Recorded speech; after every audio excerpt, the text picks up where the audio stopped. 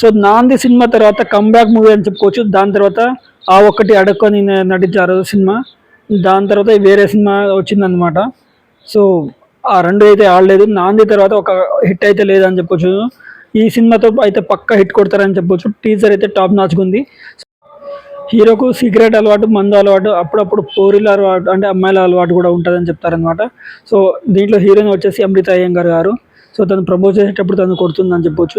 So police ఏమంటారు, మీ అయ్య పేరు కాపాడరా అంటే, సో ఎవరయ్యా ఎవరికి అయ్యా అనేది ఆ డైలాగ్ అనేది టాప్ నాచ్గా ఉందని చెప్పొచ్చు.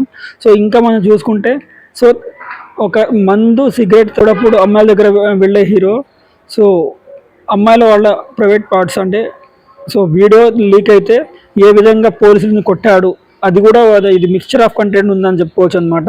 టీజర్ ఏ విధంగా ఉందంటే టాప్ నాచ్ ఉందని చెప్పుకోవచ్చు. లాస్ట్కి అనాథ పిల్లలకి డబ్బులు సేకరిస్తారనమాట.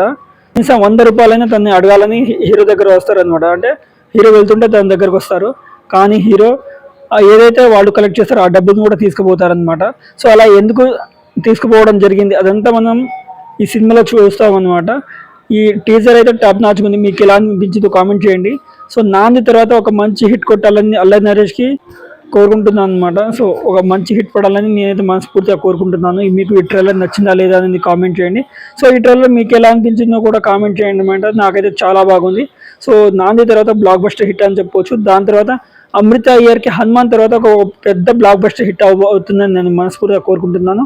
మీరు ఏమనుకుంటున్నారో కామెంట్ చేయండి. Sunny of Naraj Rathod reviews.